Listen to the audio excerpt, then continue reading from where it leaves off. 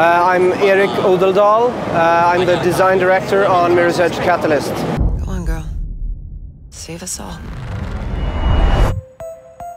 So it's been a while since we've had a Mirror's Edge game. Can you just kind of tell us about what's been going on in terms of like the process and how you got on to create Catalyst? So we wanted to bring Mirror's Edge back for a long time at DICE, and a couple of years back we pitched this version of the game that has now become Catalyst, and it's all about building on the foundation of the parkour, the first-person parkour of the first game, but this time giving the player a whole an open city to explore, where you can free roam and do all manners of objectives.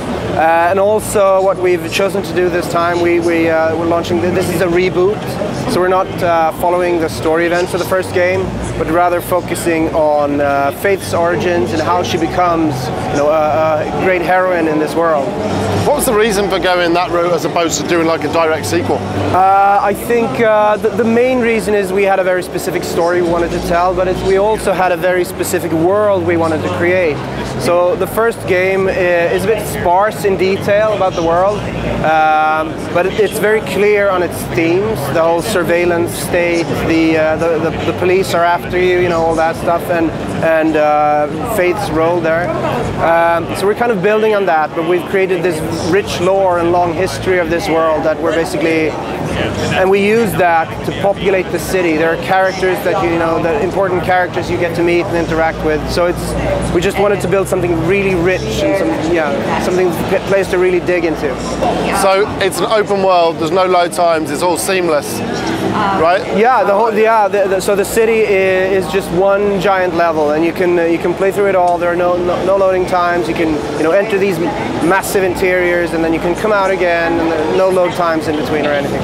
How tricky was that from a design perspective? Because obviously the original was very kind of linear. You had a set path. Now there's hundreds of paths, right, effectively? Yeah, there are hundreds of paths everywhere, and that's been, I think, the biggest challenge, creating this city and making it fun to play in and readable for the player, so they know, if they know where they're going, and they can go to that location in a multitude of different paths, and just make sure that they find their way. So we've got strict rules when building this. But at the same time, it's also kind of liberating not to have to create this one path. It's just like make enough fun stuff around you to get the players to explore everything. What's the structure of the game? Obviously it's easier when it's a narrative driven linear game to do the narrative straight away, but obviously you've got the open world. How do you kind of push players? The thing is, we actually talk about this more of a free roaming game. So and we have a very strong narrative thread running through the game with big chunky story missions. And what is basically by playing through the story, you open up more and more parts of the world, and that city is there for you to explore with all the optional content next to it. What kind of different things are to do in the environment? Obviously, we saw some stuff here. Can you kind of just talk about a little bit about that? So I mean, we have you have the bigger missions, and then you have side missions where you get to interact with characters from the main story, people who might just be mentioned in the main story. We have races. We can compete against on leaderboards with your friends. We have environmental puzzles. You just can I go there, and just finding your way around the city. We have tons of different collectibles that all give you pieces of information about this world and stuff like that. What lessons did you learn from the original game that you kind of took with you into this game? I think the main thing is not stepping away from the unique gameplay, not doing anything stupid like going third person or anything like that. This is at its core, it is about first person parkour, and just getting the players to achieve that flow. I think the main thing for us with the movement is just making it more responsive and making it more giving the players more power, I guess.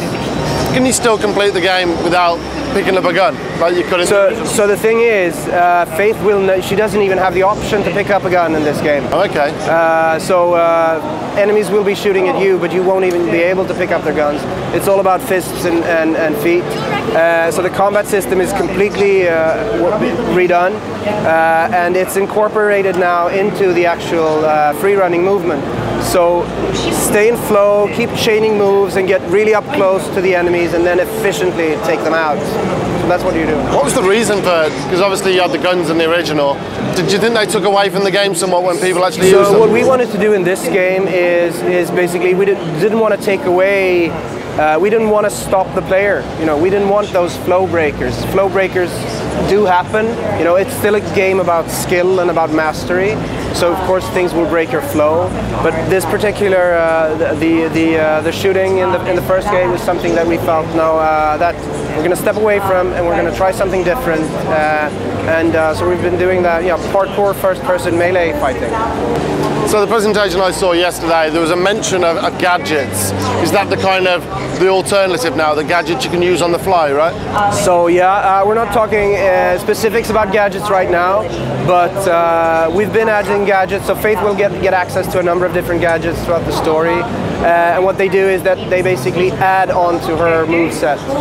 It's a game about free running, it's a game about parkour, and that is the core. And then we just wanted to add some cool stuff to expand on that moveset. We'll be talking way more about that later. Mirror's Edge Catalyst is out on February 23rd, 2016 on PC, Xbox One, and PS4.